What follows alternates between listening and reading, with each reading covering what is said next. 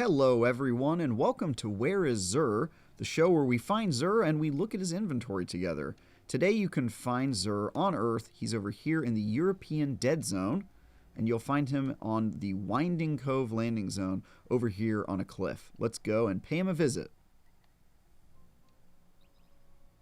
Alright, once you land in the European Dead Zone, go ahead and hop on your Sparrow, go straight ahead, hang a right, and then you'll find Zur through a cave up on some cliffs. And here's the man of the hour himself, Zur. Let's take a look at his inventory. So first up in the exotic category, we've got the Queenbreaker. This is a linear fusion rifle. Quite good, used to be a big part of the meta. If you don't have it, you should pick it up. Then we've got Lucky Pants. This is a great hunter exotic, and the roll's not bad. 64 is probably the lowest you'd want to go on an exotic, but if you don't have a better version of this, definitely pick it up.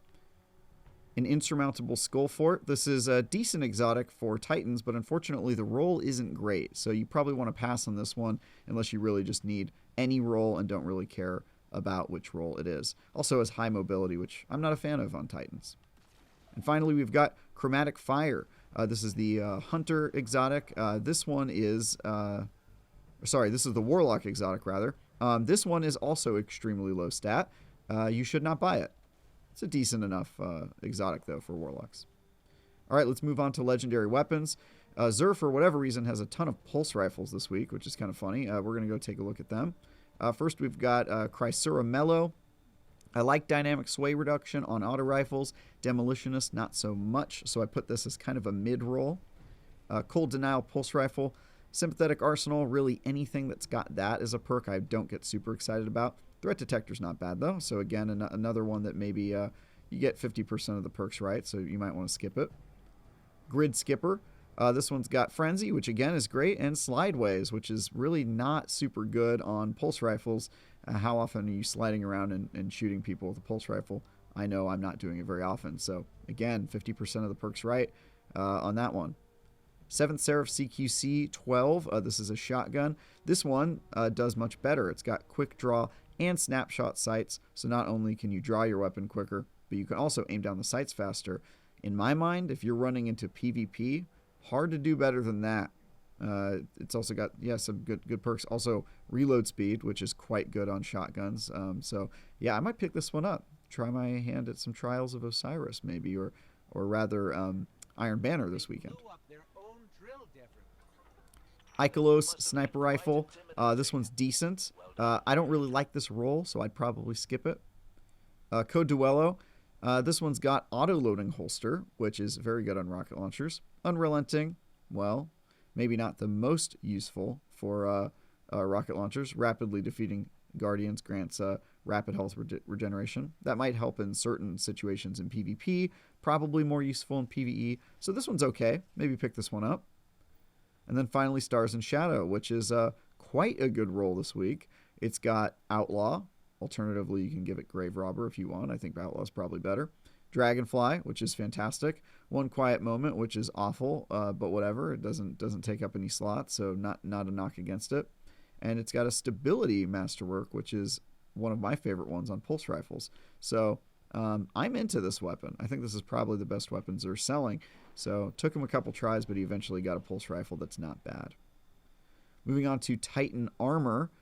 Titans sort of got skunked this week in the armor category. I should mention that Zur is selling 2 sets this week, which he sometimes does. I'm not really sure why.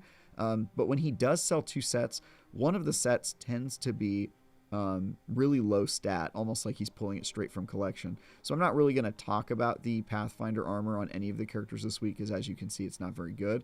But we will talk about the illicit Sentry armor, which is being sold on every character. So Titans this week, unfortunately, didn't really do much better than the bad armor. They have boots at 63, which you might want to take a look at. 7 mobility, nothing incredibly spiky either. Resilience is the highest one at 17. So really, if you're a Titan, not a ton to get excited about in either of the armors this week. And with that, we are going to move on to Warlocks. And here we are again. Let's take a look at the Warlock armor. All right, so Warlocks probably fared the best this week when it comes to armor. They've got these gloves, which I actually adore.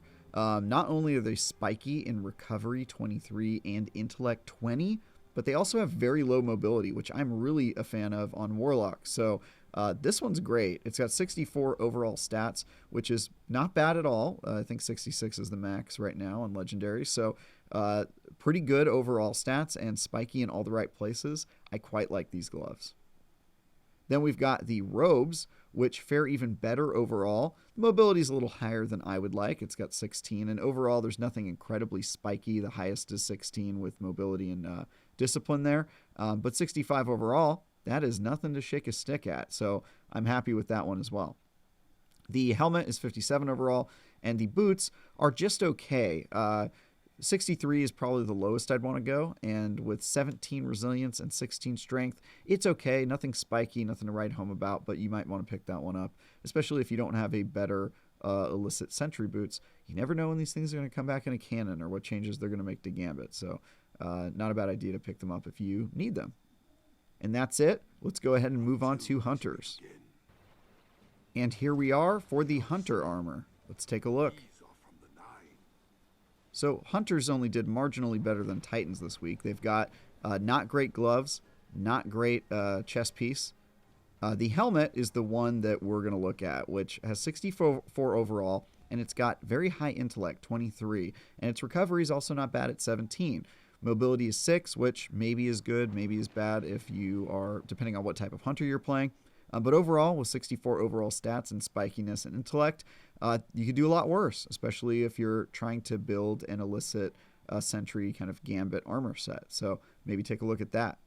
And then the boots are 55, so you shouldn't buy them. That's really it for Hunters. They didn't do super great. One decent armor piece, and that's about it. And that's it for this week, guys. Hopefully these videos are useful for you. I'm Tie Guy Travis, and this has been Where is Xur, the show where we find Xur and look at his inventory. So we'll see you next week. And for all things related to Destiny 2, stick with IGN.